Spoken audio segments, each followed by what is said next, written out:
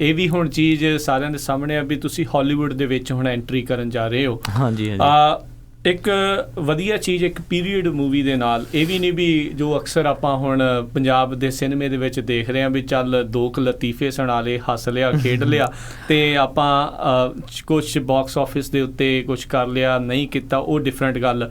ਤੁਸੀਂ ਮਹਾਰਾਜਾ ਦਲੀਪ ਸਿੰਘ ਦੇ ਉੱਤੇ ਦ ਬਲੈਕ ਪ੍ਰਿੰਸ ਕਰਕੇ ਜਿਹੜੀ ਤੁਹਾਡੀ ਮੂਵੀ ਆ ਰਹੀ ਆ, ਸੋ ਉਸ ਦੇ ਵਿੱਚ ਤੁਸੀਂ ਐਜ਼ ਜਿਹੜੇ ਆ ਦਲੀਪ ਸਿੰਘ ਦੇ ਰੋਲ ਦੇ ਵਿੱਚ ਤੁਸੀਂ ਨਜ਼ਰ ਆਓਗੇ ਅਤੇ ਕਿਸ ਤਰੀਕੇ ਦਾ, ਕਦੋਂ ਤੋਂ ਇਹ ਜਿਹੜਾ ਪ੍ਰੋਜੈਕਟ ਤੁਹਾਡੇ ਜ਼ਿਹਨ ਦੇ ਵਿੱਚ ਸੀ? ਤੁਹਾਨੂੰ ਕਿਸੇ ਨੇ ਆਖਿਆ ਵੀ ਤੁਸੀਂ ਜਿਹੜਾ ਜੀ, ਕਿਉਂਕਿ ਇੱਕ ਸੀਰੀਅਸ ਰੋਲ ਆ ਅਤੇ ਇਸ ਟਾਈਮ ਇੱਕ ਸੀਰੀਅਸ ਕਰੈਕਟਰ ਸ਼ਾਇਦ ਤੁਸੀਂ ਨਜ਼ਰ ਆਉਂਦੇ ਹੋ ਹਰ ਇੱਕ ਸਾਹਮਣੇ, ਵੀ ਤਾਂ ਤੁਹਾਡੇ ਵੱਲ ਜਿਹੜੇ ਜੀ ਆਏ ਕਿ ਤੁਸੀਂ ਵੀ ਇਸ ਦੇ ਵਿੱਚ ਸ਼ੁਰੂ ਤੋਂ ਇਨਵੋਲਵ ਰਹੇ? ਸ਼ੁਰੂ ਤੋਂ ਹੀ ਤੁਸੀਂ ਲਾ ਸਕਦੇ ਹੋ, ਜਦੋਂ ਤੋਂ ਮਤਲਬ ਕਿ ਇਹ ਪ੍ਰੋਜੈਕਟ ਜ਼ਿਹਨ 'ਚ ਆਇਆ।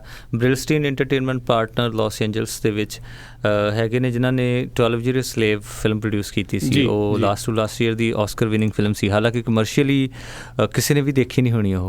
ਉਹ ਸਾਡੇ ਗਾਣਿਆਂ ਵਰਗੀ ਹੈ ਵਿਚਾਰੀ। ਹਾਂਜੀ। ਸੋ ਉਹਨਾਂ ਨੂੰ ਲੱਗਿਆ, ਕਿਉਂਕਿ ਅਸੀਂ ਵੀ US 2010 ਤੋਂ ਆਉਂਦੇ ਹਾਂ, ਇੱਥੋਂ ਦਾ ਜਿਹੜਾ ਸਿੱਖ ਭਾਈਚਾਰਾ ਹੈ ਖਾਸ ਤੌਰ 'ਤੇ ਜਸਜੀਤ ਸਿੰਘ ਜੀ ਹੋਣੀ, ਉਹਨਾਂ ਦੀ ਸਾਰੀ ਟੀਮ ਜਾਂ ਹੋਰ ਮਿੱਤਰ ਦੋਸਤ, ਸੋ ਉਹਨਾਂ ਨੂੰ ਲੱਗਿਆ ਕਿ ਇਸ ਤਰ੍ਹਾਂ ਦੀ ਕੋਈ ਚੀਜ਼ ਬਣ ਜਾ ਰਹੀ ਆ, ਅਸੀਂ ਉਹਦਾ ਹਿੱਸਾ ਬਣੀਏ। ਸੋ ਸਾਰਿਆਂ ਨੇ ਉਦੋਂ ਤੋਂ ਲੱਗੇ, ਮੈਨੂੰ ਲੱਗਦਾ 2010 ਤੋਂ ਹੀ ਇਹ ਪ੍ਰੋਜੈਕਟ ਤਕਰੀਬਨ ਚੱਲ ਰਿਹਾ। ਔਰ ਉਹਦੀ ਜਿਹੜੀ ਤੁਸੀਂ ਹਿਸਟੋਰੀਕਲ ਰਿਸਰਚ ਆ ਉਹ ਇੰਨੀ ਜ਼ਿਆਦਾ ਡੀਪ ਆ, ਮੈਂ ਕਹਿਣਾ ਤਾਂ ਨਹੀਂ ਚਾਹੁੰਦਾ ਕਿ ਬਹੁਤ ਵੱਡੀ ਗੱਲ ਹੋਊਗੀ ਕਿ, ਬਟ ਅਸੀਂ ਹੁਣ ਇਸ ਵਕਤ ਜਿਸ ਮੁਕਾਮ 'ਤੇ ਉਹਦੀ ਰਿਸਰਚ ਦੇ ਉੱਤੇ ਜਿਹੜੀਆਂ ਚੀਜ਼ਾਂ ਦੀ ਬਾਰੀਕੀ ਉਸ ਟੀਮ ਨੇ, ਜਿਹੜੀ ਰਿਸਰਚਰ ਟੀਮ ਆ ਕੱਢੀ ਆ, ਮੇਰਾ ਨਹੀਂ ਖਿਆਲ ਕਿ ਅੱਜ ਤੱਕ ਕਿਸੇ ਵੀ ਕਿਤਾਬਾਂ 'ਚ ਉਹ ਆਈ ਹੋਵੇ।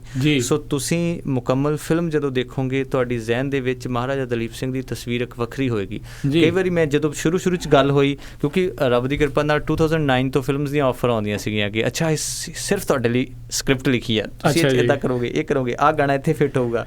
ਸੋ ਮੈਂ ਡਰ ਜਾਣਾ, ਮੈਂ ਕਹਿਣਾ ਯਾਰ ਮੈਨੂੰ ਪਤਾ, ਕਿਉਂਕਿ ਉਹ ਤਾਂ ਵਿਚਾਰੇ ਇਸ ਕਰਕੇ ਆਉਂਦੇ ਤੁਹਾਡੇ ਕੋਲ, ਤੁਸੀਂ ਥੋੜ੍ਹਾ ਬਹੁਤ ਫੇਮਸ ਹੋ, ਤੁਹਾਨੂੰ ਦੇਖਣ ਲੋਕ ਥੀਏਟਰ 'ਚ ਆ ਜਾਣਗੇ, ਬਟ ਤੁਹਾਨੂੰ ਆਪਣੀ ਔਕਾਤ ਪਤਾ ਹੀ ਹੁੰਦੀ, ਦਰਅਸਲ ਹਰ ਬੰਦੇ ਨੂੰ ਪਤਾ ਹੁੰਦੀ ਹੈ। ਮੈਨੂੰ ਪਤਾ ਕਿ ਜਦੋਂ ਕੈਮਰਾ ਖੁੱਲ੍ਹਿਆ, ਜਦ ਇੱਕ ਵੀ ਡਾਇਲੋਗ ਬੋਲਿਆ, ਲੋਕਾਂ ਨੇ ਕਹਿਣਾ ਆਹ ਕੀ ਲੱਸੀ ਕਰੀ ਜਾਂਦਾ, ਇੱਕ ਦੁਕਾਨ ਵਧੀਆ ਚੱਲਦੀ ਸੀ, ਦੂਸਰੀ ਸ਼ੁਰੂ ਕਰ ਲਈ, ਹੈ ਨਾ। ਸੋ ਬਟ ਇਹ ਜਦੋਂ ਆਈ, ਸੋ ਮੈਨੂੰ ਲੱਗਿਆ ਕਿ ਚਾਹੇ ਚੰਗਾ ਕਰਾਂ ਚਾਹੇ ਮਾੜਾ, ਬਟ ਇਹ ਜ਼ਰੂਰ ਕਰਨਾ ਚਾਹੀਦਾ, ਕਿਉਂਕਿ ਇੱਕ ਸਿੱਖ ਤਵਾਰੀਖ ਦਾ ਇੱਕ ਐਸਾ ਪੰਨਾ ਆ ਜਿਹੜਾ ਕਿਸੇ ਨੇ ਖੋਲ੍ਹਿਆ ਨਹੀਂ, ਜਿਹਦੇ ਉੱਤੇ ਧੂੜਾਂ ਜੰਮੀਆਂ ਹੋਈਆਂ। ਮਹਾਰਾਜਾ ਰਣਜੀਤ ਸਿੰਘ ਦੀ ਸਾਰੀ ਹਿਸਟਰੀ ਸਾਰਿਆਂ ਨੂੰ ਪਤਾ, ਮਹਾਰਾਜਾ ਦਲੀਪ ਸਿੰਘ ਦੀ ਇੱਕ ਕਿਰਪਾਨ ਵਾਲੀ ਫੋਟੋ ਤੋਂ ਇਲਾਵਾ ਕਿਸੇ ਨੂੰ ਕੁਛ ਨਹੀਂ ਪਤਾ, ਹੈ ਨਾ, ਕਿ ਉਹ ਕਿਉਂ ਆਏ, ਕਿੱਥੇ ਆਏ, ਕੀ ਹੋਇਆ, ਕ੍ਰਿਸਚੈਨਿਟੀ ਅਪਣਾਈ, ਉਸ ਤੋਂ ਬਾਅਦ ਸਿੱਖਜ਼ਮ ਕਿੱਦਾਂ ਬਣੇ।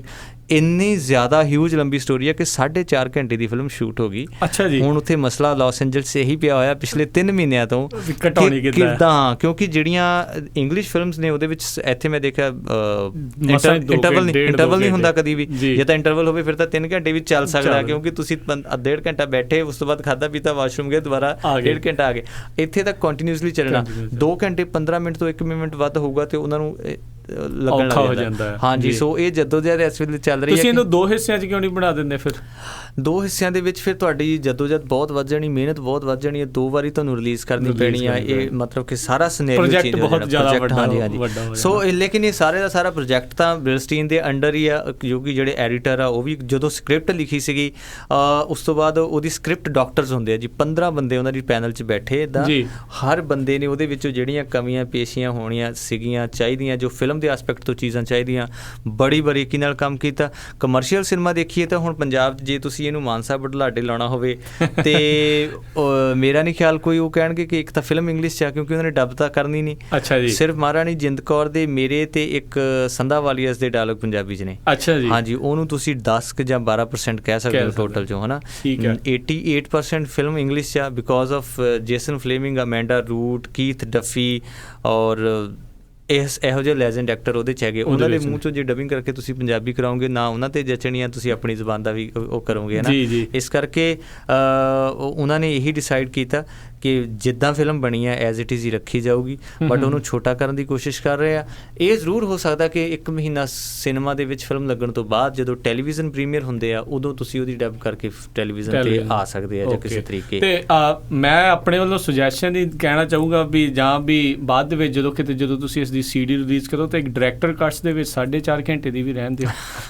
ਉਹ ਤਾਂ 6.5 ਵੀ ਹੋ ਜਾਣੇ ਆ। ਮੈਂ ਤੁਹਾਨੂੰ ਦੱਸਾਂ ਇਹ ਪਹਿਲੀ ਫਿਲਮ ਹੋਣੀ ਹੈ ਜਿਹੜੀ 4 ਮਹੀਨੇ ਸ਼ੂਟ ਹੋਈ, otherwise 30 to 35 day the schedule ਹੁੰਦਾ ਹਰ ਇੱਕ ਫਿਲਮ ਦੇ ਸ਼ੂਟ ਦਾ। ਬਿਗੇਸਟ ਫਿਲਮ ਜਿਹੜੀਆਂ ਹੁੰਦੀਆਂ ਨੇ ਜੀ। ਇਹ ਤਾਂ ਅਸੀਂ ਜਦੋਂ ਇੰਗਲੈਂਡ ਸ਼ੂਟ ਕਰਦੇ ਸੀਗੇ ਸਤੰਬਰ 'ਚ ਸ਼ੁਰੂ ਹੋਈ, ਸਤੰਬਰ, ਅਕਤੂਬਰ, ਨਵੰਬਰ, ਦਸੰਬਰ ਮਿਡ ਤੱਕ ਅਸੀਂ ਸ਼ੂਟ ਕੀਤਾ। ਫਿਰ ਉੱਥੇ ਇੰਗਲੈਂਡ ਦੇ ਵਿੱਚ ਡੇ ਲਾਈਟ ਇੰਨੀ ਜ਼ਿਆਦਾ ਘੱਟ ਜਾਂਦੀ ਹੈ ਦਸੰਬਰ 'ਚ ਕਿ 11 ਤੋਂ ਲੈ ਕੇ 3 ਵਜੇ ਤੱਕ ਬਸ ਡੇ ਲਾਈਟ ਦਿਖਦੀ ਹੈ। ਉਸ ਤੋਂ ਬਾਅਦ ਤੁਹਾਡਾ ਸਾਰਾ ਦਿਨ ਸਪੋਇਲ ਹੁੰਦਾ ਅਤੇ ਤੁਹਾਡੇ 'ਤੇ ਉਹ ਸਾਰੇ ਦਾ ਸਾਰਾ ਸਕੈਜੂਲ ਪਿੱਛੇ ਚਲੇ ਜਾਂਦਾ। ਫਿਰ ਉਹਨੂੰ ਫੈਬਰਰੀ 'ਚ ਅਸੀਂ ਦੁਬਾਰਾ ਰੀਸਕੈਜੂਲ ਕੀਤਾ। ਬੜਾ ਮੁਸ਼ਕਿਲ ਹੋਇਆ ਕਿਉਂਕਿ ਓਰੀਜਨਲ ਸਟੇਟਸ ਸਾਰੀਆਂ ਤੁਸੀਂ ਦੇਖੋ, ਮਹਾਰਾਜਾ ਦਲੀਪ ਸਿੰਘ ਹੋਣਾ ਦਾ ਜਿਹੜੀ ਦਰਅਸਲ ਉੱਥੇ ਐਲਵਰਡਨ ਸਟੇਟ ਉਹਦਾ ਨਾਮ ਆ, ਔਰ ਉਹਦਾ 22,496 ਏਕੜ ਦੀ ਜਗ੍ਹਾ ਆ, 92 ਕਿਲੋਮੀਟਰ ਦਾ ਘੇਰਾ ਬਣ ਜਾਂਦਾ ਜੇ ਬਾਹਰੋਂ ਬਾਹਰ ਜਾਣਾ ਹੋਵੇ। ਏਡੀ ਵੱਡੀ ਸਲਤਨਤ ਦੇ ਮਾਲਕ ਸੀ, ਪਰ ਤੁਸੀਂ ਫਿਰ ਵੀ ਦੇਖੋ ਕਿ ਕੀ ਵਜ੍ਹਾ ਸੀ ਕਿ ਉਸ ਬੰਦੇ ਨੇ ਸਾਰਾ ਕੁਝ ਤਿਆਗ ਕੇ ਹਿੰਦੁਸਤਾਨ ਜਾਂ ਪੰਜਾਬ ਵਾਪਸ ਜਾਣ ਦੀ ਕੋਸ਼ਿਸ਼ ਕੀਤੀ। ਮੈਜੋਰਿਟੀ ਸਾਡੀ ਸਿੱਖ ਭਾਈਚਾਰੇ 'ਚ ਖਾਸ ਤੌਰ 'ਤੇ ਉਹਨਾਂ ਨੂੰ ਲੱਗਦਾ ਕਿ ਯਾਰ ਦਲੀਪ ਸਿੰਘ ਇੱਕ ਨੈਗੇਟਿਵ ਕਰੈਕਟਰ ਆ, ਹੈ ਨਾ, ਕਿ ਯਾਰ ਉਹਨੇ ਤਾਂ ਕ੍ਰਿਸਚੈਨਿਟੀ ਅਪਣਾ ਲਈ, ਵਾਲ ਕਟਵਾ ਲਏ ਸੀ, ਹੈ ਨਾ, ਸਿਗਾਰ ਪੀਂਦਾ ਸੀ, ਸ਼ਰਾਬ ਪੀਂਦਾ ਸੀ, ਵਿਮਨਾਈਜ਼ਰ ਸੀ, ਇਹ ਸੀ, ਉਹ ਸੀ। ਮਤਲਬ ਕਿਉਂਕਿ ਉਹਦਾ ਜਿਹੜਾ ਕਿਸੇ ਵੀ ਬੱਚੇ ਨੂੰ ਤੁਸੀਂ ਖਰਾਬ ਵੀ ਕਰ ਸਕਦੇ ਹੋ, ਕਿਸੇ ਵੀ ਬੰਦੇ ਨੂੰ ਤੁਸੀਂ ਗੁਰਸਿੱਖ ਵੀ ਬਣਾ ਸਕਦੇ ਹੋ। 5 ਸਾਲ ਦੀ ਉਮਰ ਤੋਂ ਲੈ ਕੇ ਉਹਦੇ ਆਲੇ ਦੁਆਲੇ ਸਾਰਾ ਕੁਛ ਕ੍ਰਿਸਚੈਨਿਟੀ ਸੀ, ਉਹਦੇ ਦੋਸਤ ਕ੍ਰਿਸਚਨ ਸੀ। ਉਹਦਾ ਜੇਸਨ ਫਲੇਮਿੰਗ ਨੇ ਜਿਹੜਾ ਕੀਤਾ, ਉਹਨਾਂ ਦਾ ਜੌਨ ਲੋਗਨ ਔਰ ਲੇਡੀ ਲੋਗਨ ਜਿਹੜੇ ਉਹਦੇ ਮਤਲਬ ਕਿ ਗੋਡ ਫਾਦਰ ਬਣੇ, ਉਹਨਾਂ ਨੇ ਉਹਨੂੰ ਪੜ੍ਹਾਈ ਕ੍ਰਿਸਚੈਨਿਟੀ ਹੈ, ਉਹਨਾਂ ਨੇ ਦੱਸਿਆ ਕਿ ਬਾਕੀ ਚੀਜ਼ਾਂ ਖਰਾਬ ਨੇ, ਇਹ ਸਹੀ ਆ। ਇੱਕ ਬੱਚੇ ਦੀ ਜਿੱਦਾਂ ਪਰਵਰਿਸ਼ ਹੋਈ ਉੱਦਾਂ ਦਾ ਹੋ ਗਿਆ। ਲੇਕਿਨ ਜਦੋਂ 18 ਸਾਲ ਦਾ ਹੋਇਆ ਉਹਨੂੰ ਲੱਗਿਆ ਕਿ ਮੇਰੇ ਤੋਂ ਜਿਹੜੀ ਸਲਤਨਤ ਲਈ ਸੀ, ਮੈਂ ਤਾਂ ਅਡਲਟ ਹੋ ਗਿਆ, ਹੁਣ ਮੈਨੂੰ ਵਾਪਸ ਦਿਓ। ਜਦੋਂ ਉਹਨੇ ਰਿਵੋਲਟ ਕਰਨਾ ਸ਼ੁਰੂ ਕੀਤਾ ਫਿਰ ਉਹਨਾਂ ਨੂੰ ਖਤਰਾ ਹੋ ਗਿਆ। ਫਿਰ ਉਹਨਾਂ ਨੇ ਕਿਹਾ ਕਿ ਅੱਛਾ ਇਹਨੂੰ ਪੈਰਿਸ ਘੁੰਮਣ ਭੇਜ ਦਿਓ, ਹੈ ਨਾ, ਇਹਦੇ ਆਲੇ ਦੁਆਲੇ ਕੁਛ ਇਸ ਤਰ੍ਹਾਂ ਦਾ ਜਾਲ ਵਿਛਾਓ, ਇਹਨੂੰ ਸ਼ਿਕਾਰ ਖੇਡਣ ਲਈ ਭੇਜ ਦਿਓ, ਉਹਦਾ ਮਤਲਬ ਕਿ ਮਨ ਭਟਕਾਓ। ਬਟ ਉਹ ਹੌਲੀ ਹੌਲੀ ਉਹਦਾ ਮਨ ਚੇਂਜ ਹੁੰਦਾ ਗਿਆ। ਫਿਰ ਉਹਨੇ ਕਿਹਾ ਮੈਂ ਆਪਣੀ ਮਾਂ ਨੂੰ ਮਿਲਣਾ। ਫਿਰ ਅਲਟੀਮੇਟਲੀ ਉਹਨਾਂ ਨੂੰ ਡਿਸੀਜ਼ਨ ਲੈਣਾ ਪਿਆ ਕਿ ਉਹਨਾਂ ਨੂੰ ਕਲਕੱਤੇ ਭੇਜਿਆ ਜਾਵੇ। ਦੋਨਾਂ ਦੀ ਮਿਲਣੀ ਹੋਈ, ਬਟ ਫਿਰ ਵੀ ਉਹਨਾਂ ਨੂੰ ਪੰਜਾਬ ਨਹੀਂ ਆਉਣ ਦਿੱਤਾ। ਮਾਂ ਦੀ ਮਿਲਣੀ ਤੋਂ ਬਾਅਦ ਮਹਾਰਾਣੀ ਜਿੰਦ ਕੌਰ ਤੋਂ ਬਾਅਦ ਸੰਧਾਵਾਲੀਆਜ਼ ਆਏ ਔਰ ਉਹਨਾਂ ਨੇ ਗੁਰੂ ਗ੍ਰੰਥ ਸਾਹਿਬ ਦਾ ਪ੍ਰਕਾਸ਼ ਕੀਤਾ ਐਲਵਰਡਨ ਹਾਲ 'ਚ। ਉੱਥੇ ਸਵੇਰੇ ਸ਼ਾਮੀ ਕੀਰਤਨ ਹੁੰਦਾ ਸੀ, ਪਾਠ ਸੁਣਦੇ ਸੀ, ਗੁਰਸਿੱਖ ਬਣੇ। ਐਡਨ ਆ ਕੇ ਉਹਨਾਂ ਨੇ ਅੰਮ੍ਰਿਤ ਛਕਿਆ 5 ਸਿੰਘਾਂ ਤੋਂ। ਕਿੰਨਾ ਕੁਛ ਜ਼ਿੰਦਗੀ, ਐਡੀ ਵੱਡੀ ਤਬਦੀਲੀ ਜ਼ਿੰਦਗੀ ਦੇ ਵਿੱਚ ਕਿ ਐਡੀ ਵੱਡੀ। ਬਕਿੰਗਮ ਪੈਲੇਸ 'ਚ ਕਿਹੜਾ ਬਰਾਊਨ ਸਕਿਨ ਵਾਲਾ ਬੰਦਾ ਜੀ ਜਿਹੜਾ ਉੱਥੇ ਰਹਿ ਸਕਦਾ? ਕੁਈਨ ਵਿਕਟੋਰੀਆ ਆਪਣੇ ਪਿਆਰ ਨਾਲ ਉਹਨਾਂ ਨੂੰ ਦਾ ਬਲੈਕ ਪ੍ਰਿੰਸ ਕਹਿੰਦੀ ਸੀ ਕਿ ਅੱਛਾ come here my black prince, eat this, do this, ਜਿਵੇਂ ਪਿਆਰ ਨਾਲ ਕਹਿੰਦੇ ਇੱਕ ਬੱਚੇ ਦੀ ਤਰ੍ਹਾਂ। ਬਟ ਇਹ ਸਾਰੀਆਂ ਚੀਜ਼ਾਂ ਨੂੰ ਤਿਆਗਣ ਤੋਂ ਬਾਅਦ ਉਹਨੂੰ ਲੱਗਦਾ ਸੀਗਾ ਕਿ ਮੈਂ ਸ਼ੇਰੇ ਪੰਜਾਬ ਦਾ ਵਾਰਿਸ ਹਾਂ ਅਤੇ ਮੈਂ ਆਪਣੇ ਪੰਜਾਬ ਵਾਪਸ ਜਾਣਾ। ਇਹ ਬਹੁਤ ਵੱਡੀ ਮੇਰੇ ਖਿਆਲ 'ਚ ਇੱਕ ਜਿਹੜਾ ਬੰਦਾ ਰਾਇਲ ਆ, ਜਿਸ ਬੰਦੇ ਨੇ ਜ਼ਿੰਦਗੀ 'ਚ ਹਮੇਸ਼ਾ ਸੁੱਖ ਹੀ ਦੇਖਿਆ, ਉਹ ਬੰਦਾ ਸਾਰਾ ਕੁਛ ਤਿਆਗ ਕੇ ਜਦੋਂ ਕਿਤੇ ਜਾਂਦਾ ਸੀ, ਉਹ ਜ਼ਿਆਦਾ ਵੱਡੀ ਗੱਲ ਹੋਣੀ ਚਾਹੀਦੀ ਹੈ ਮੇਰੇ ਖਿਆਲ 'ਚ, ਹੈ ਨਾ। ਸੋ ਇਸ ਚੀਜ਼ ਨੂੰ ਅਸੀਂ ਬਿਆਨ ਕਰਨ ਦੀ ਕੋਸ਼ਿਸ਼ ਕੀਤੀ ਹੈ। ਔਰ ਹਿਸਟੋਰਿਕ ਐਸਪੈਕਟਸ ਤੋਂ ਵਿੱਚੋਂ ਅਸੀਂ ਇਹ ਵੀ ਕੀਤੀ ਹੈ ਕਿ ਜਿਹੜੀ ਇੰਡੀਅਨ ਇੰਡੀਪੈਂਡੈਂਸ ਦੇ ਸਭ ਤੋਂ ਪਹਿਲੇ ਅਨਸੰਗ ਹੀਰੋ ਦੇ ਤੌਰ 'ਤੇ ਵੀ ਉਹਨਾਂ ਨੂੰ ਜਾਣਿਆ ਜਾਣਾ ਚਾਹੀਦਾ, ਕਿਉਂਕਿ ਉਹਨਾਂ ਨੇ ਹੀ ਜਿਹੜਾ ਇੱਕ ਪਲਾਨ ਕੀਤਾ ਸੀਗਾ ਕਿ ਅੱਛਾ ਰਸ਼ੀਆ ਤੋਂ ਇੱਧਰੋਂ ਅਸੀਂ ਹਮਲਾ ਕਰਾਂਗੇ, ਅਫਗਾਨਿਸਤਾਨ ਤੋਂ ਇੱਧਰ ਕੀਤਾ ਜਾਊਗਾ, ਜਰਮਨ ਸਾਡੇ ਨਾਲ ਹੋ ਜਾਊਗਾ, ਆਇਰਲੈਂਡ ਦੇ ਜਿਹੜੇ ਰਿਵੈਲੀਅਨ ਉਹ ਸਾਡੇ ਨਾਲ ਹੋਣਗੇ। ਸਾਰੀ ਜਿਹੜੀ ਕੌਂਸਪੀਰੇਸੀ ਕੀਤੀ ਗਈ ਆ, ਸਾਰਾ ਕੁਛ ਬਣਾਇਆ ਗਿਆ ਸੀ, ਹਰ ਇੱਕ ਚੀਜ਼ ਨੂੰ ਦਿਖਾਉਣ ਦੀ ਕੋਸ਼ਿਸ਼ ਕੀਤੀ। ਔਰ ਓਰੀਜਨਲ ਸਟੇਟਸ ਜਿਵੇਂ ਲੇਡੀ ਡਾਇਨਾ ਦਾ ਐਕਚੁਅਲ ਘਰ ਸੀ ਜਿਹੜਾ, ਉੱਥੇ ਜਾ ਕੇ ਅਸੀਂ ਸ਼ੂਟ ਕੀਤਾ, ਜਿੱਥੇ ਪਰ ਡੇ ਤੁਸੀਂ ਕਹਿ ਲਓ ਕਿ ਪਤਾ ਨਹੀਂ ਇੰਡੀਅਨ ਰੁਪੀਜ਼ 'ਚ ਜੇਕਰ ਮੈਂ ਕਹਾਂ ਤਾਂ 7 ਲੱਖ ਇੰਡੀਅਨ ਰੁਪੀਜ਼ ਪਰ ਡੇ ਉਹਦਾ ਰੈਂਟ ਹੁੰਦਾ ਸੀ, ਅਤੇ ਅਸੀਂ 4 ਮਹੀਨੇ ਸ਼ੂਟ ਕੀਤਾ। ਤੁਸੀਂ ਹਿਸਾਬ ਲਾ ਲਓ। ਸੋ ਇਹ ਬਹੁਤ ਸਾਰੀਆਂ ਚੀਜ਼ਾਂ ਨੇ। ਜੇ ਤੁਸੀਂ ਕਮਰਸ਼ੀਅਲ ਆਸਪੈਕਟ ਤੋਂ ਦੇਖੋ ਤੇ ਬੰਦੇ ਕਹਿਣਗੇ ਕਿ ਵਾਕਈ ਦੂਸਰਾ ਸੈਕਿੰਡ ਸੁਸਾਈਡਲ ਆ, ਬਟ ਕਈ ਕਹਿੰਦੇ ਹੁੰਦੇ ਆ ਕਿ ਜੇ ਜਾਈਏ ਪੂਰੇ ਹੀ ਜਾਈਏ, ਸਿਰ ਘਰ ਛੱਡ ਕੇ ਨਾ ਜਾਈਏ, ਆਖਿਰ ਨੂੰ ਬੂਹਾ ਖੁੱਲ੍ਹ ਜਾਣਾ, ਉਹ ਦਰ ਛੱਡ ਕੇ ਨਾ ਜਾਈਏ, ਕਿਸੇ ਇੱਕ ਦਾ ਹੋ ਕੇ ਬਹਿ ਜਾ, ਨਹੀਂ ਤਾਂ ਬੁਰੇ ਪੈਣਗੇ ਤੱਫੇ, ਸੁਣ ਮਿੱਤਰਾ ਪਾਲਾ ਮੁਰਸ਼ਦ ਦੇ ਪੈਰਾਂ ਨੂੰ ਕੁੱਟ ਕੇ ਜੱਫੇ। ਸੋ ਇਸ ਕਰਕੇ ਇੱਕ ਲਗਨ ਦੇ ਨਾਲ ਜੇਕਰ ਕੋਈ ਕੰਮ ਕਰੀਏ ਉਹ ਸਾਕਾਰ ਵੀ ਹੁੰਦਾ। ਸੋ ਸਾਡੀ ਸਾਰਿਆਂ ਦੀ ਇਹ ਕੋਸ਼ਿਸ਼ ਸੀਗੀ, ਜਿੰਨੀ ਵੀ ਟੀਮ ਨੇ ਕੰਮ ਕੀਤਾ। ਹੁਣ ਵੀ ਅਸੀਂ ਇਹੀ ਉਮੀਦ ਕਰਦੇ ਹਾਂ ਕਿ ਅਸੀਂ ਇੱਕ ਇਹੋ ਜਿਹੀ ਚੀਜ਼ ਬਣਾ ਜਾਈਏ ਜਦੋਂ ਤੁਸੀਂ ਵੀ ਨਹੀਂ ਹੋਵੋਗੇ, ਅਸੀਂ ਸਾਡੇ ਪਿੱਛੋਂ ਲੋਕ ਯਾਦ ਕਰਨਗੇ ਕਿ ਯਾਰ ਚੰਗਾ ਕੰਮ ਕੀਤਾ ਜੀ। ਸੋ ਕਾਫੀ ਤੁਸੀਂ ਜਿਹੜੇ ਚੀਜ਼ ਦੱਸੀਆਂ, ਸੋ ਉਤਸੁਕਤਾ ਇਸ ਚੀਜ਼ ਦੇ ਬਾਰੇ ਹੁਣ ਕਾਫੀ ਜਿਹੜੇ ਦੀ ਵੱਧ ਚੁੱਕੀ ਹੈ। ਅਤੇ ਕਦੋਂ ਕੁ ਇਹ ਮੂਵੀ ਜਿਹੜੀ ਆਉਣ ਦੀ ਆਪਾਂ ਨੂੰ ਉਮੀਦ ਹੈਗੀ ਆ? ਮੈਂ ਤੁਹਾਨੂੰ ਦੱਸਿਆ ਜਦੋਂ ਜਿਹੜੀ ਚੱਲ ਰਹੀ ਹੈ ਪਿਛਲੇ 2 ਮਹੀਨੇ ਤੋਂ ਐਡੀਟਿੰਗ 'ਤੇ। ਮੈਂ ਵੀ ਅੱਜ ਹੀ ਆਇਆ, ਸਵੇਰੇ ਪਹੁੰਚਿਆ, ਹਾਲੇ ਮੈਂ LA ਗਿਆ ਨਹੀਂ। ਮੈਂ ਵੀ ਜਾ ਕੇ ਫਸਟ ਕੱਟ ਦੇਖੂੰਗਾ, ਕੁਛ ਸੁਜੈਸ਼ਨ ਹੋ ਸਕਦੇ ਦੇਵਾਂ, ਕਿਤੇ ਹੋ ਸਕਦਾ ਡਬਿੰਗ ਕਰਨੀ ਪਵੇ। ਵੈਸੇ ਜਨਰਲੀ ਹਾਲੀਵੁੱਡ ਫਿਲਮ ਦੀਆਂ ਡਬਿੰਗ ਨਹੀਂ ਹੁੰਦੀ, ਉਹ ਔਨ ਸੈਟ ਸਿੰਕ ਸਾਊਂਡ ਹੀ ਹੁੰਦਾ। ਠੀਕ ਹੈ। ਅਤੇ ਬਟ ਜਿਸ ਹਿਸਾਬ ਦਾ, ਕਿਉਂਕਿ ਬੈਕਗਰਾਊਂਡ ਸਕੋਰ ਦੇ ਵੀ 1 ਜਾਂ 6 ਮਹੀਨੇ ਹਫ਼ਤੇ ਲੈਣੇ ਆ ਜੀ, ਉਹਦੇ ਅਕੋਰਡਿੰਗਲੀ ਉਸ ਤੋਂ ਬਾਅਦ ਉਹਦੀ ਸਕਰੀਨਿੰਗ ਹੁੰਦੀ ਹੈ। ਫਿਰ ਉਹਦੇ ਬਾਹਰ ਜਿਵੇਂ ਚਾਹੇ ਤਾਂ ਬ੍ਰਿਲਸਟੀਨ ਖੁਦ ਕਰੂਗਾ, ਚਾਹੇ ਤੁਹਾਡੇ ਵਾਰਨਰ ਬ੍ਰਦਰਸ, ਚਾਹੇ ਫੌਕਸ ਚੈਨਲ, ਚਾਹੇ ਜਿਹੜੇ ਵੀ ਜਿਨ੍ਹਾਂ ਦੇ ਨਾਲ ਵੀ ਕੰਟੈਕਟ ਬਣੂਗਾ, ਜਿਹੜੇ ਯੂਨੀਵਰਸਲੀ ਇੰਗਲਿਸ਼ ਫਿਲਮਾਂ ਨੂੰ ਰਿਲੀਜ਼ ਕਰਦੇ ਆ ਉਹ ਕਰਨਗੇ। ਬਟ ਪ੍ਰੋਬੇਬਲੀ ਮੈਨੂੰ ਲੱਗਦਾ ਕਿ ਦਸੰਬਰ ਦਾ ਹੋ ਹੀ ਜਾਣਾ ਜੀ, ਦਸੰਬਰ ਤੱਕ ਜਿਹੜਾ ਜੀ ਇਹਨਾਂ ਦੀ ਇਹ ਮੂਵੀ। ਸੋ ਦ ਬਲੈਕ ਪ੍ਰਿੰਸ, ਮਹਾਰਾਜਾ ਦਲੀਪ ਸਿੰਘ ਦੀ ਉਹਨਾਂ ਦੀ ਜੀਵਨੀ ਦੇ ਉੱਤੇ ਆਧਾਰਿਤ ਮੂਵੀ, ਜਿਸ ਦੇ ਵਿੱਚ ਸਤਿੰਦਰ ਸਰਤਾਜ ਦਲੀਪ ਸਿੰਘ ਦੇ ਰੋਲ ਦੇ ਵਿੱਚ ਨਜ਼ਰ ਆਉਣਗੇ। ਸੋ ਉਸ ਨੂੰ ਵੀ ਜਿਹੜਾ ਜੀ ਅਸੀਂ ਇੰਤਜ਼ਾਰ ਕਰਾਂਗੇ, ਉਸ ਦਾ ਵੀ ਜਲਦ ਤੋਂ ਜਲਦ ਜਿਹੜਾ ਜੀ ਉਮੀਦ ਕਰਦੇ ਹਾਂ ਵੀ ਇਹਨਾਂ ਦੀ ਇਹ ਜਿਹੜੇ ਕੱਟ ਆ ਉਹ ਡਾਇਰੈਕਟਰਸ ਕੱਟ ਵਾਲੇ ਤੇ ਬਾਕੀ ਜਿਹੜੇ ਆ ਉਹ ਜਲਦੀ ਹੋਵੇ ਤਾਂ ਜੋ ਸਾਰਿਆਂ ਦੇ ਸਾਹਮਣੇ ਰੂਬਰੂ ਹੋ ਸਕੇ। ਸੋ ਇੱਕ ਵਧੀਆ ਕੋਸ਼ਿਸ਼ ਆ ਵੀ ਅੰਗਰੇਜ਼ੀ ਦੇ ਵਿੱਚ ਵੀ ਸਭ ਤੋਂ ਵੱਡੀ ਉਮੀਦ ਅਮਰੀਕਾ ਤੋਂ ਹੀ ਹੈ, ਕਿਉਂਕਿ ਇੱਥੇ ਜਿੰਨੇ ਵੀ ਪੰਜਾਬੀ ਆ ਉਹ ਹਰ ਇੱਕ ਚੀਜ਼ ਨੂੰ ਬਾਰੀਕੀ ਨਾਲ ਸਮਝਦੇ ਆ ਔਰ ਐਜੂਕੇਟਡ ਨੇ ਬੇਸਿਕਲੀ, ਔਰ ਉਹ ਸਮਝ ਸਕਣਗੇ ਕਿ ਅਸੀਂ ਕੀ ਚੀਜ਼ ਪੇਸ਼ ਕਰਨ ਦੀ ਕੋਸ਼ਿਸ਼ ਕੀਤੀ ਹੈ। ਨਾਰਥ ਅਮਰੀਕਾ ਤੋਂ, ਖਾਸ ਤੌਰ 'ਤੇ ਇੰਗਲੈਂਡ ਤੋਂ, ਕਿਉਂਕਿ ਉੱਥੋਂ ਦੀ ਸਰਜ਼ਮੀਨ ਦੀ ਸਾਰੀ ਜ਼ੁਬਾਨ ਆ, ਉੱਥੋਂ ਦੀ ਕਹਾਣੀ ਆ। ਕਿਉਂਕਿ ਮੈਂ ਤੁਹਾਨੂੰ ਦੱਸਾਂ ਕਿ ਜਦੋਂ ਐਕਟਿੰਗ ਦੀ ਕੋਚਿੰਗ ਲੈਣੀ ਸੀ ਮੈਂ, ਅਤੇ ਬੰਬੇ ਮੈਂ ਐਕਟਿੰਗ ਸਕੂਲ ਜੁਆਇਨ ਕੀਤਾ, ਸ਼ੋਅ ਕੈਂਸਲ ਕੀਤੇ ਥੋੜ੍ਹੀ ਬਾਅਦ ਜਾ ਕੇ ਮੈਂ। ਉਸ ਤੋਂ ਬਾਅਦ ਕਹਿੰਦੇ ਕਿ ਇਹ ਤਾਂ ਤੁਸੀਂ ਤੁਹਾਡਾ ਜਿਹੜਾ ਬਾਲੀਵੁੱਡ ਸਟਾਈਲ ਦਾ ਐਕਟਿੰਗ ਤੁਸੀਂ ਕਰਿਆ ਹੈ, ਹੁਣ ਤੁਹਾਡਾ ਐਕਚੁਅਲ ਜਿਹੜਾ ਕਿਉਂਕਿ ਜਿਹੜਾ ਹਾਲੀਵੁੱਡ ਦਾ ਐਕਟਿੰਗ ਸਿਨੈਰੀਓ ਆ ਬਹੁਤ ਸਟਲ ਆ, ਬਹੁਤ ਅੰਡਰ ਪਲੇ ਹੁੰਦਾ। ਤੁਸੀਂ ਕਦੀ ਵੀ ਇੰਗਲਿਸ਼ ਫਿਲਮ ਦੇਖੋ, ਮੈਂ ਤਾਂ ਹੁਣ ਜਦੋਂ ਤੋਂ ਫਿਲਮ ਦਾ ਸ਼ੂਟ ਮਤਲਬ ਕਿ ਪਤਾ ਲੱਗ ਗਿਆ ਸੀਗਾ ਕਿ ਮੇਰੇ ਤੁਹਾਡੇ ਕੋਲ ਸਕ੍ਰਿਪਟ ਆ ਗਈ, ਉਸ ਤੋਂ ਬਾਅਦ ਮੈਂ ਤਕਰੀਬਨ 100 ਫਿਲਮ ਦੇਖੀ ਹੋਣੀ ਹੈ ਜਿਹੜੀ ਸਿਰਫ ਬਾਇਓਪਿਕ ਔਰ ਜਿਹੜੀ ਬ੍ਰਿਟਿਸ਼ ਇੰਪੀਰੀਅਲਿਜ਼ਮ ਦੇ ਨਾਲ ਰਿਲੇਟਡ। ਹਾਂਜੀ, ਕਿਉਂਕਿ ਉਹਨਾਂ ਦੀ ਲੈਂਗੁਏਜ ਉਹ ਕਦੀ ਡੋਂਟ ਨਹੀਂ ਕਹਿੰਦੇ। 18th ਸੈਂਚੁਰੀ 'ਚ ਜਿਹੜੀ ਕੁਈਨਸ ਇੰਗਲਿਸ਼ ਆ ਉਹ ਆਈ ਡੂ ਨੋਟ ਕਹਿੰਦੇ ਆ। ਹਾਂ, ਇੱਥੇ ਤਾਂ ਹੁਣ ਲੈਂਗੁਏਜ ਸ਼ੁਰੂ ਹੋ ਗਿਆ, I want to do this, ਵਰਨਾ ਲਵਸ ਤਾਂ ਹੁਣ ਹੈਗਾ ਨਾ, ਉਦੋਂ ਤਾਂ ਵਾਂਟ ਟੂ ਹੀ ਹੋਣਾ ਸੀਗਾ। ਸੋ ਇਹ ਨਿੱਕੀਆਂ ਚੀਜ਼ਾਂ ਜਿਹੜੀਆਂ ਤੁਹਾਡਾ 1.5 ਪੇਜ ਦਾ ਡਾਇਲੋਗ ਔਰ ਤੁਸੀਂ ਮੋਨੋਲੋਗ ਦੇ ਤੌਰ 'ਤੇ ਤੁਹਾਡਾ ਅਗਲਾ ਬੰਦਾ ਸਿਰਫ ਤੁਹਾਡੇ ਨੂੰ ਦੇਖ ਰਿਹਾ, ਤੁਸੀਂ ਵਿਦ ਐਕਸਪ੍ਰੈਸ਼ਨ ਅੱਖਾਂ ਦੇ ਨਾਲ ਹਰ ਇੱਕ ਚੀਜ਼ ਕੰਟੀਨਿਊਸਲੀ 1.5 ਪੇਜ ਦਾ ਇੱਕ ਡਾਇਲੋਗ ਬੋਲਣਾ, ਕਿੰਨੀ ਵਾਰੀ ਬੋਲਣਾ। ਹਾਂ, ਸੋ ਬਟ ਮਤਲਬ ਟੱਚਵੁੱਡ ਵਾਲੀ ਗੱਲ ਆ ਕਿ ਮੈਂ ਤਕਰੀਬਨ 90% ਵਨ ਟੇਕ ਹੋ ਕੇ ਸ਼ਾਰਟਸ ਦਿੱਤੇ ਨੇ। ਠੀਕ ਹੈ, ਮਤਲਬ ਇਹ ਹੈਰਾਨੀ ਵਾਲੀ ਗੱਲ ਆ। ਸ਼ਬਾਨਾ ਆਜ਼ਮੀ ਤਾਂ ਮੈਨੂੰ ਇਹ ਕਹਿੰਦੇ ਹੁੰਦੇ ਸੀ, ਕਹਿੰਦੇ is this your first film? ਮੈਂ ਕਿਹਾ ਆਰ ਯੂ ਜੋਕਿੰਗ? ਕਹਿੰਦੀ ਮੈਨੂੰ, ਕਹਿੰਦੀ ਉਹ ਕਹਿੰਦੇ ਸੀ ਤੁਸੀਂ ਤਾਂ ਪਹਿਲਾਂ ਕੀਤੀ ਹੋਣੀ, ਤੁਸੀਂ ਝੂਠ ਬੋਲ ਰਹੇ ਆ। ਮੈਂ ਕਿਹਾ ਨਹੀਂ ਜੀ, ਪਤਾ ਨਹੀਂ ਕਿੱਦਾਂ ਤੁੱਕਾ ਲੱਗ ਰਿਹਾ। ਨਹੀਂ, ਚਲੋ ਜੀ, ਇੰਤਜ਼ਾਰ ਆ ਜੀ, ਅਤੇ ਆਪਣੇ ਵੀ ਜਿਹੜੇ ਸਰੋਤਿਆਂ ਨੂੰ ਵੀ ਇੰਤਜ਼ਾਰ ਆ ਜੀ। ਜਿਹੜਾ ਕੱਲ੍ਹ ਨੂੰ ਆ ਰਿਹਾ ਜਿਹੜਾ ਜੀ ਸ਼ੋਅ, ਜਿਹੜਾ ਕਿ centre for performing arts San Jose downtown ਦੇ ਵਿੱਚ ਹੋਣ ਜਾ ਰਿਹਾ ਆ।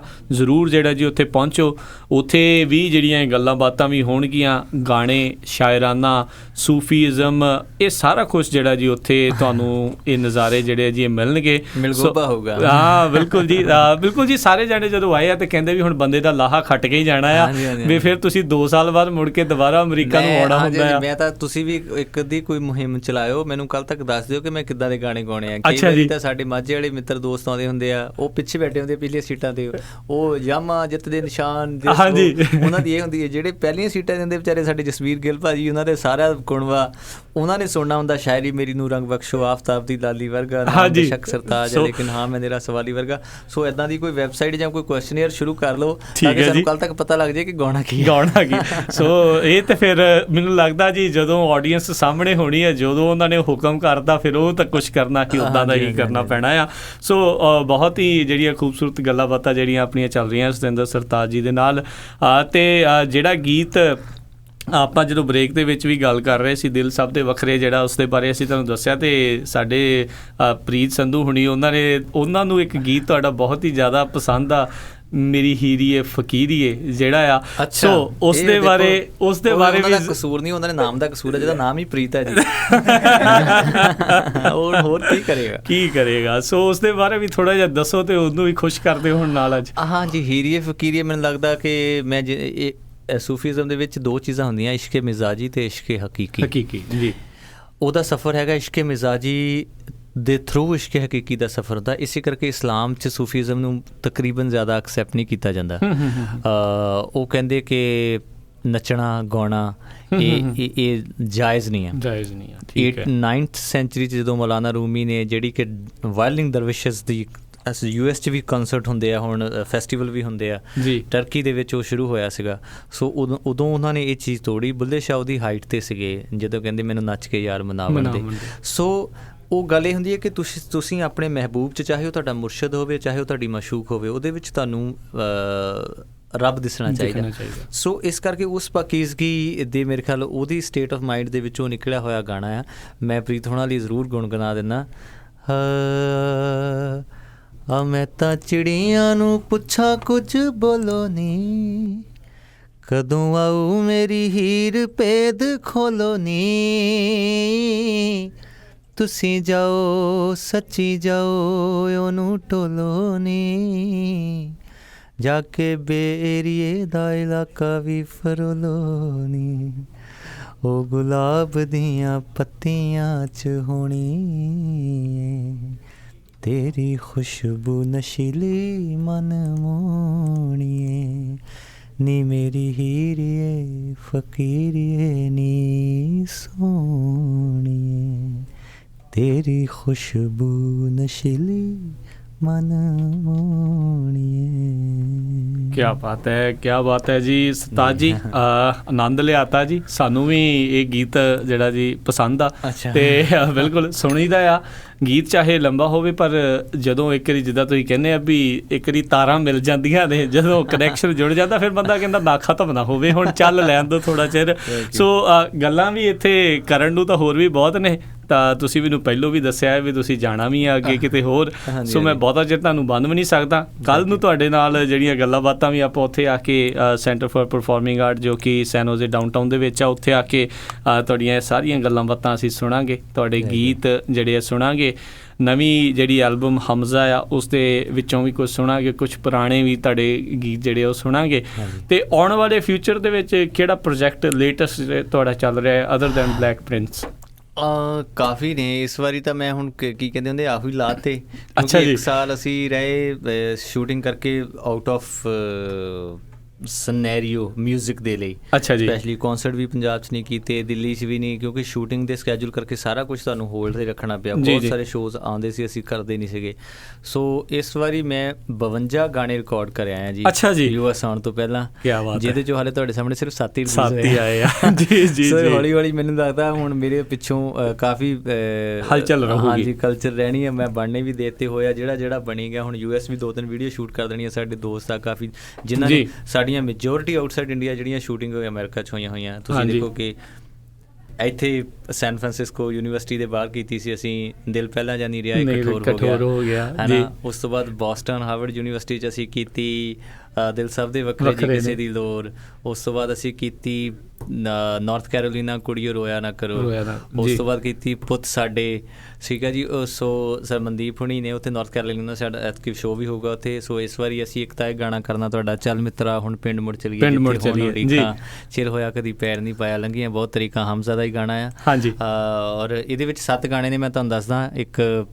ਇੱਕ ਹੈਗਾ ਜੀ ਬਹੁਤਾ ਸੋਚੀ ਨਾ, ਉਸ ਤੋਂ ਬਾਅਦ ਤੜਕੇ ਦਿਨ ਵੀਰਵਾਰ ਦੇ ਜਾਣਾ ਦਰਗਾਹ ਤੇ ਜੀ, ਉਸ ਤੋਂ ਬਾਅਦ ਚੱਲ ਮਿੱਤਰਾ ਹੁਣ ਪਿੰਡ ਮੁੜ ਚਲੀਏ ਜਿੱਥੇ ਹੁਣ ਉਡੀਕਾਂ, ਫਿਰ ਕਿਹੜਾ ਜੀ ਅੰਬਰੋਂ ਪਾਰ ਉਹੀ ਹੈ ਤੇਰੇ ਵਿਚਕਾਰ ਉਹੀ ਹੈ, ਜ਼ਮੀਨਾਂ ਆਸਮਾਨਾਂ ਦਾ ਅਸਲ ਮੁਖਤਾਰ ਉਹੀ ਹੈ, ਉਹੀ ਹੈ ਆਪ ਸਭ ਥਾਂ ਵਰਤਦਾ ਆਪੇ ਹੈ ਵਰਤਾਉਂਦਾ, ਇਹ ਕਾਰਜ ਹੋ ਰਹੇ ਜੋ ਧਰਤ ਦੇ ਉਹੀ ਉਹ ਕਰਵਾਉਂਦਾ, ਇਹ ਝਰਨਾ ਧਾਰ ਤੇ ਇਹ ਗੁਲਜ਼ਾਰ ਅਸਲ ਫਨਕਾਰ ਉਹੀ ਹੈ ਅੰਬਰੋਂ ਪਾਰ ਹੋਈ ਹੈ। ਇਹ ਗਾਣਾ ਮੈਨੂੰ ਬਹੁਤ ਪਸੰਦ ਹੈ, ਮਿਊਜ਼ੀਕਲੀ ਬਹੁਤ ਬਿਊਟੀਫੁਲ ਉਹਨਾਂ ਨੇ ਕੀਤਾ ਐਹਸਾਨ ਭਾਈ ਨੇ। ਤੇ ਫਿਰ ਹੁਣ ਸੋਚਦਾ ਕਿ ਉਹੀ ਭਾਗਾਂ ਵਾਲੇ ਨੇ ਜਿਨ੍ਹਾਂ ਦੇ ਹੱਥੋਂ ਪੁੰਨ ਹੋ ਗਏ, ਅੱਜ ਪਤਾ ਲੱਗਾ ਆਪਣੇ ਗੁਨਾਹਾਂ ਦਾ ਤਾਂ ਹੱਥ ਪੈਰ ਸੁੰਨ ਹੋ ਗਏ ਹੈ ਨਾ। ਇਹ ਦਿਮਾਗ ਦੀਆਂ ਤਰਬਾਂ ਨੂੰ ਛੇੜ, ਜ਼ਰਾ ਨਸ਼ੇ ਨੂੰ ਉਤਾਰਤਾ ਸਹੀ, ਜ਼ਰਾ ਸੂਫੀ ਹੋ ਕੇ ਵੇਖ, ਅੱਖਾਂ ਖੋਲ ਕੇ ਚੁਫੇਰੇ ਝਾਤੀ ਮਾਰਤਾ ਸਹੀ, ਕਾਹਤੋਂ ਆਕੜਾਂ ਦੀ ਪੀ ਲਈ ਸ਼ਰਾਬ ਤੇ ਹਮੇਸ਼ਾ ਲਈ ਹੀ ਟੁੰਨ ਹੋ ਗਏ। ਇਹ ਵੀ ਗਾਣਾ ਸੂਫੀਆਨਾ ਲਹਿਜੇ ਤੋਂ ਬਹੁਤ ਵਧੀਆ। ਜਜ਼ਬੇ ਗਾਣੇ ਦੀ ਸਭ ਤੋਂ, ਹਮਜ਼ਾ ਤੋਂ ਬਾਅਦ ਸੈਕਿੰਡ ਇਹ ਸੌਂਗ ਆ ਜਿਹਦੀ ਸਭ ਤੋਂ ਵੱਧ ਸਾਨੂੰ ਫੀਡਬੈਕ ਆਈ ਆ। ਹਾਂਜੀ।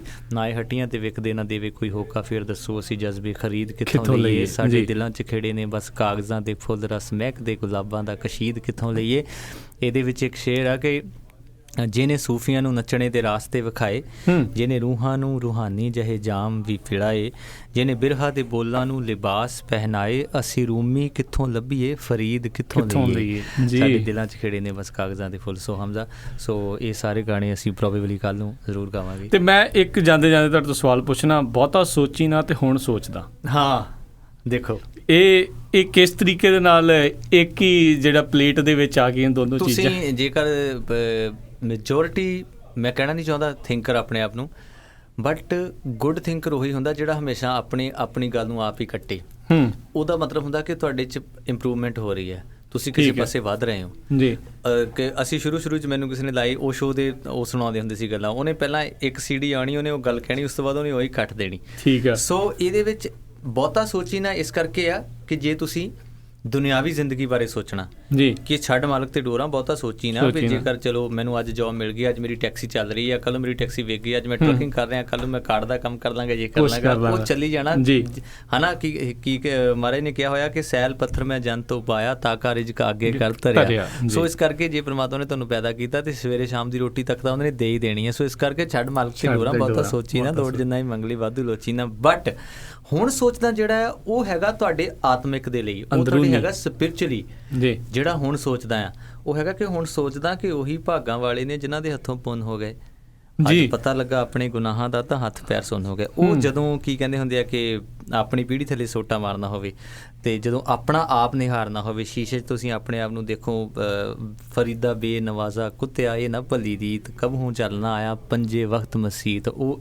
ਇਹ ਉਸੇ ਚੀਜ਼ ਦਾ ਇੱਕ ਕਹਿ ਲਓ ਕਿ ਮਾਡਰਨ, ਇੱਦਾਂ ਨਹੀਂ ਕਹਿਣਾ ਚਾਹੀਦਾ, ਮਤਲਬ ਉਹਨਾਂ ਗੱਲਾਂ ਨੂੰ ਆਪਣੇ ਤਰੀਕੇ ਨਾਲ ਕਹਿਣ ਦੀ ਕੋਸ਼ਿਸ਼ ਜੀ।